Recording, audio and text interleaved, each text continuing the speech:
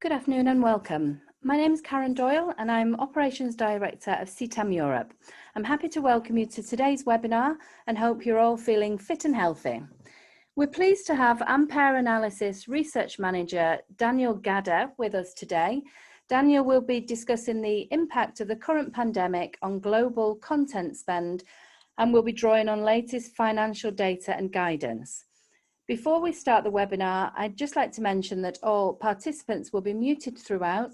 If you have any questions, we'll do a Q&A session at the end with Daniel. So please use your Q&A button on the screen to submit your questions. If you have any further questions or queries after the webinar, you can always email me directly on info@ctameurope.com. All annual members are able to view the recording on demand on ctameurope.com alongside our webinar archive and podcast from CTAM Europe and CTAM US. So sit back and enjoy, and I'll now hand you over to Daniel. Thanks, Karen, and thank you for the introduction. Thank you to CTAM as well. So yes, as Karen said, I'm Daniel Gadder. I'm a research manager at Ampere Analysis, and what I will be presenting on today is our most recent research on the impact that COVID-19 has been having on the content market, and specifically what that means for content expenditure. Now, we ran some of this analysis earlier on at the start of the pandemic in May, and we've since updated that, and that's what this webinar is going to reflect. So, what will we be covering today? So one of the first things that I'm going to start to look at is have a look at what impact the financial crisis of 2008 and 2009 had on content spend, and to see what we can learn from this. We're currently in the middle of an economic downturn, and that has implications on content spend. So we're going to have a look back to see what we can learn from that. Now, we understand that although there are similarities from that perspective, from an economic perspective, we are seeing differences, pretty key differences to what we saw in 08-09, and we'll be touching on those as well. These will include things like the production shutdown we saw and what implication that had for different companies. Over the last decade, we've also seen the rise of subscription video on demand streaming platforms like Netflix and Amazon in the market. Their investment into content has been significant, and we'll have a closer look and see what that means as well. We'll also have a look at sports broadcasting rights. Now, one of the first things impacted from the lockdown was the implication on sports and broadcasting, with some events being cancelled and moved, and that in effect had an impact on sort of the sports broadcasting rights and expenditure as well. Pressures are also being felt by different types of companies within the industry. We'll have a closer look at that, and what the large-scale production shutdown has meant for spending on original content and acquired content. And then finally, we're going to have a look at how companies have reacted following sort of the end of lockdown, the beginning of production to pick up, and what this means for content expenditure over the next few years as well. So let's start with 2008 and 2009, the last global financial crisis. And it was the last time really big economic pressures around the world were felt, and we'll start to do a bit of analysis on what that meant for the industry. So firstly, one of the key and sort of immediate impacts was on TV advertising revenues. And you can see from the chart on the screen that in 2009, TV advertising revenues year-on-year growth was down 6%, and then actually picked up for the following year. Now we're seeing similar things happen this year, with a downturn in the TV advertising revenues being affected.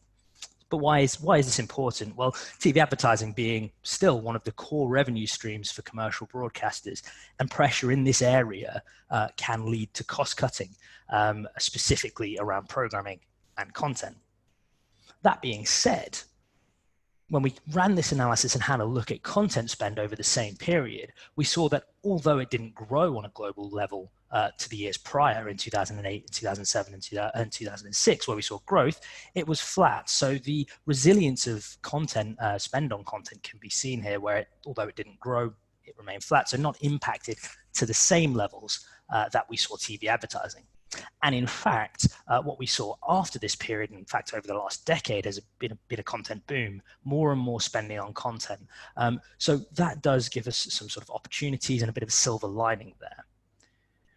What we can do next is actually start to break this down and see what this looks like on sort of a specific country level. And let's have a look at sort of two key markets, the US and the UK. and what happened to TV advertising revenues as well as content spend.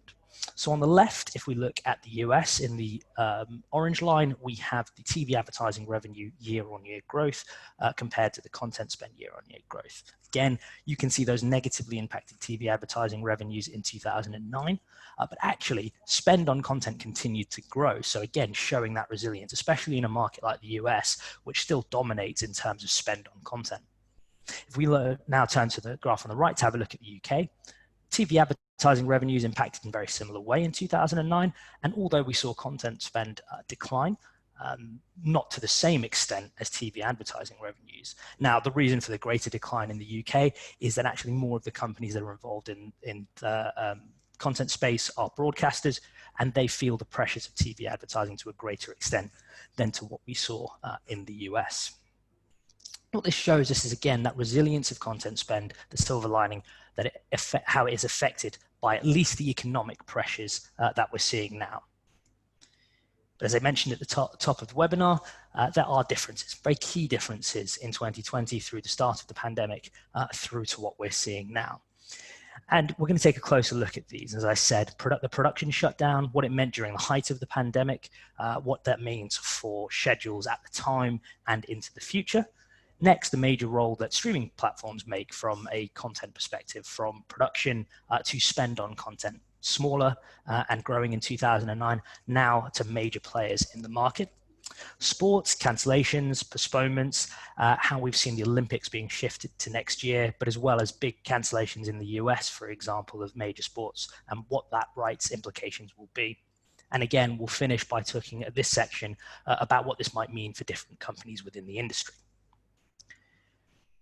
So I'm first going to start with scripted TV commissions. Now, one of the first things we observed from the beginning of lockdown was the reduction in commissionings on scripted TV compared with the same period in 2019.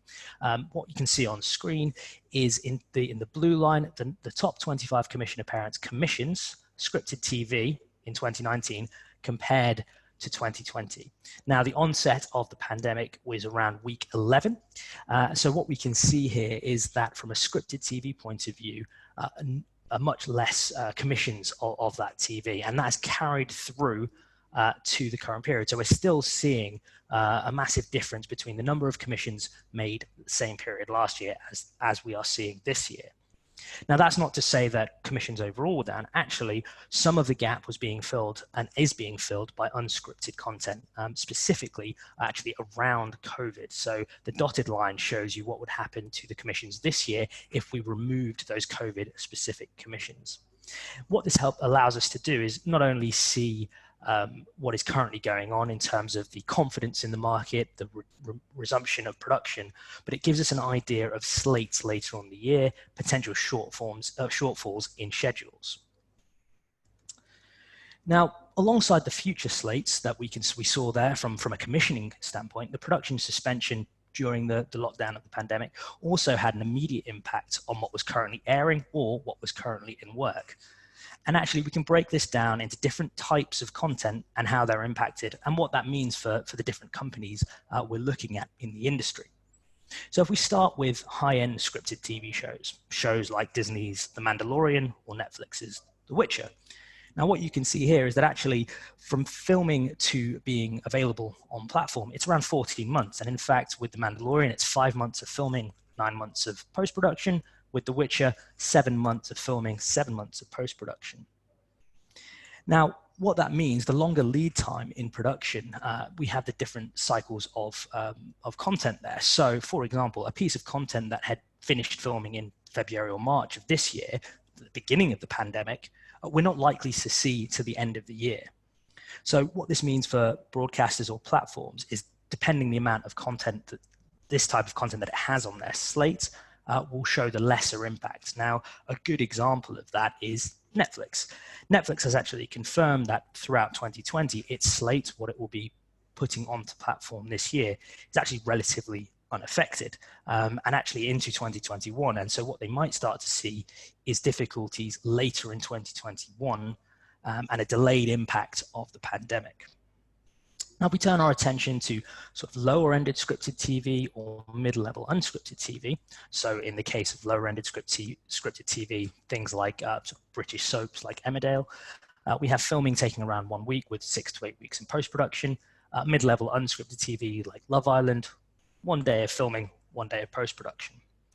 Now, why we can see here the lead times are much shorter, the implications of that will be that the schedule impact will be much more immediate, and exactly what we saw during the pandemic. In fact, with the soaps in the UK, one of the first strategies that they had was to reduce the on-air frequency from every day of the week to 3 days a week. But although the short-term impact would have been greater and the schedule and gaps would be seen pretty much immediately, once production resumed, these are the types of shows that will be able to re-enter the schedule at a much faster rate than, say, the high-ended scripted TV, which would need to be developed over a much longer lead period of time. So what this really shows us is, depending on the types of content that you have in your schedule or on your platform, will give you an idea of how that might impact your schedules over sort of the next 6 to 12 months. So up to this point, we actually have been really focusing on that sort of shorter term impact from 6 to 12 months during the height of the pandemic through to the end of 2020. And we can see from a scripted TV point of view, from this graph, the shortfall is around 5 to 10%. So what we've done is we've taken a closer look of the impacts of the production shutdown here. What we've done is we've modeled out how commissioning cycles and release schedules for 2019 would have been impacted from a production shutdown, as we had full year data there. And what we can see is, and one of the things that we've assumed here is a shutdown over the same amount of time that we've seen. So with production having started to resume sort of in July as well. Now, what this clearly shows here are the gaps in the shortfalls and schedules, and regardless of whether you're a SVOD platform or a broadcaster. But that's not to say that this doesn't also show that there are potential opportunities for certain types of content. We've talked about commissions and original content and newer content, but actually archival content can come in to fill these gaps. So having a large back catalogue of content or access to archival content will be beneficial to plug these gaps. And we may start to see, and we have started to see over the pandemic, these filling the schedule. So the spend on this type of content actually going up. So the next sort of key difference I really want to focus on is the importance of streaming platforms to content spend. Over the last 10 years, we've seen a massive rise in the amount being spent by the likes of Netflix and Amazon. And actually over the last 2 years, the introduction of newer platforms as well, like HBO Max, Disney+, even Apple TV+. If we look back in 2009, we can see that subscription video on demand in terms of overall spend on content actually only accounted for around 1% of all spend on content, with commercial broadcasters controlling the lion's share. Fast forward to 2019, and we can see that has grown to 13%, a pretty significant amount. Commercial broadcasters actually still driving the larger portion of that, but subscription video on demand, streaming platforms really being responsible for much of the growth. And this is very important because when we're thinking about sort of spend on content through this year and into the future, we can see that subscription video on demand streaming platforms are going to continue to drive growth. In fact, we're actually expecting that content spend to rise this year in 2020.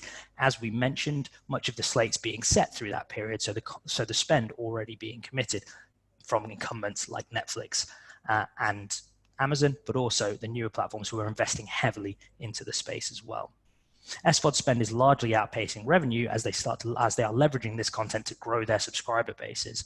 Whereas if we look at the broadcasters, they're very much linked in terms of the revenue to spend on content. So we're expecting, the streaming platforms to lead on spend into this year. The final sort of major key difference is that immediate impact on sports rights and sports during the pandemic. One of the first things we started to see was sports being postponed, and actually a lot of bigger sports being cancelled as well. In terms of those that are large in rights values, the Olympics, Euro 2020, all being postponed to next year, so that spend moving to next year. And in the US, things like March Madness, a very key sports rights group, actually being cancelled. Now, a lot have been resumed, but some on shorter schedules. So what we're starting to see now are redemptions and potential compensation. So again, all of these factors will be impacting the overall content spend picture. Now, all of these factors that we just talked about will be causing challenges to varying degrees to different types of companies. On the one hand, you have those who are in need of content, the demand side, who were already in need of content and impacted by the production hiatus. So if we look at sort of pay TV, for example, we can see that cord cutting linked to economic pressures as consumers have less to spend will be impacted by the pandemic. Also, the lack of sports content as well, those who may have signed up for a pay TV service to watch that sports content, and the same could be said for movies. Also, theatrical new movie releases are interrupted, leading to delays in the midterm.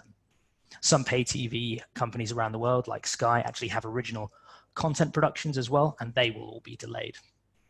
For commercial broadcasters, as we've talked about, that loss of advertising revenue is putting pressure on production budgets, as well as production halts, causing, again, schedule shortfalls. Now, varied production cycles, as we talked about, will mean short and long-term exposure, but they may be able to pivot to that shorter lead time content to start filling those gaps. For SVOD platforms, we've seen subscriber increases across the spectrum, actually, as entertainment demand grew during the lockdown. Now, this could lead to budget expansion, but again, delays to production, although not causing immediate issues, the longer term issues could be seen there. And finally, public service broadcasters. Now, funding revenue generating for them will broadly remain flat. Some in Europe are exposed to the advertising market, but a lot of license fee will remain. And again, shorter production cycles with content really focused around documentaries, heavier unscripted slates, mean again, fewer long-term impacts. Now, the inability to make content caused by the pandemic, now again, beginning to pick up, actually has an impact for the other end of the supply chain as well. So if we look at producers, the lack of new commissions will impact the slate. Even following production resuming, we know that there will be delays into 2021. So it will be how quickly can they start to develop that content. But again, this could lead to an oversupply issue. Distributors can take advantage of the opportunity in the schedule gaps by the increase for demand of that content. But again, that oversupply issue will be there. SVOD has driven a lot of that acquisition, and again, they will still be looking for that.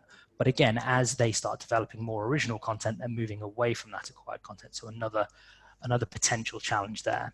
And then finally, sports rights owner.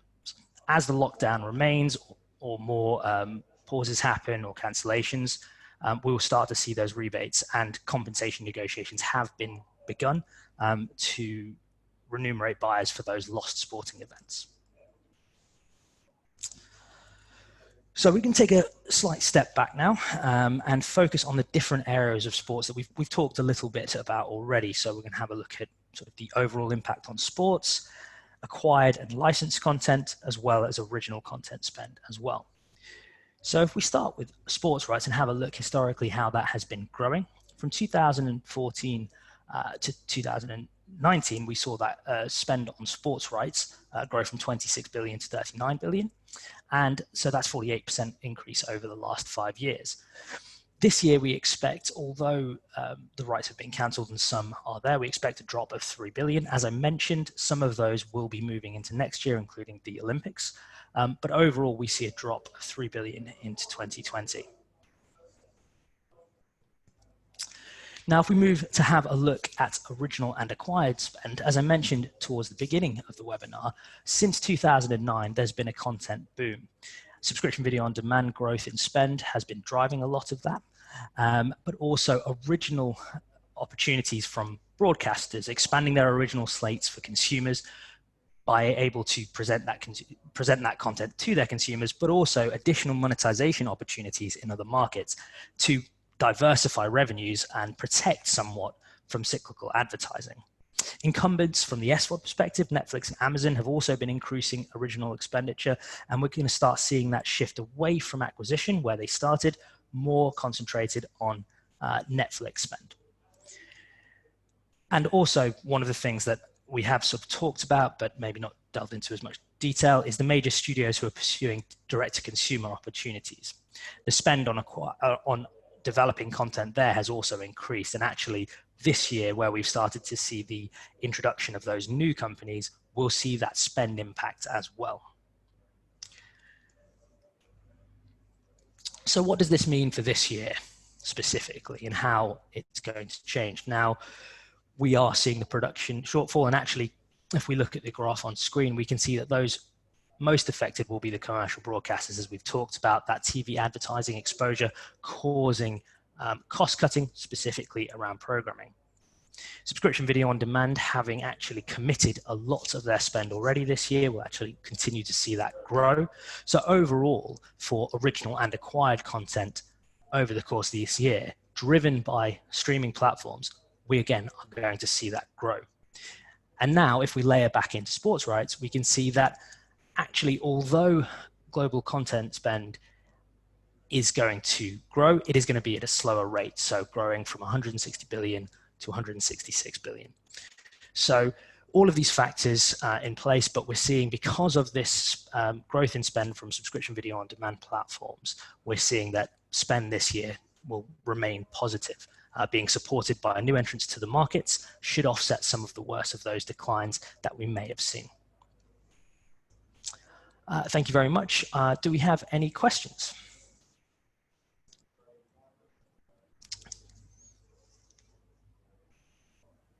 So I'm just going to read out some of the questions. Apologies for any technical difficulties that we might have. So Charles Beals has asked, how did consumer viewing behavior change with the less fresh content available?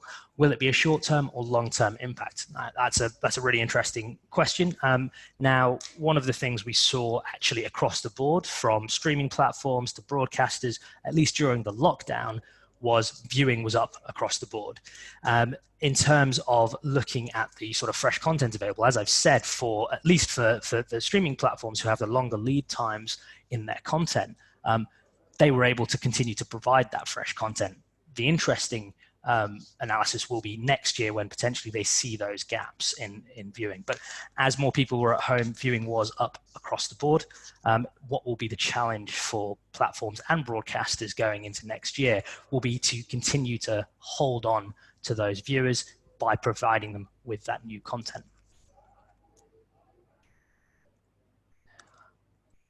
So I think that might be all the questions, actually, but if you do have any more questions for me, please don't hesitate to drop me an email. It's daniel.gadder@ampereanalysis.com, and I'd be happy to follow up with any questions following the webinar. So thank you again for your time. Thank you, Daniel. That was really interesting, and thanks for putting together such a great and easy to read for some of us presentation. It was really good. Thank you very much. So if anyone else has any questions, Daniel's email address is there, or you can always email directly on info@ctameurope.com. And if you need a recap, the recording will be on the members only section of ctameurope.com as well, alongside all the archives of the photos, the networking photos that we've had over events in the past, webinars, podcasts, and everything you can find everything over there. So thanks again, Daniel, and thanks everyone for joining today. We'll be back in 2 weeks on a Wednesday again, and thanks again, and we wish you a great week. Thanks, Daniel.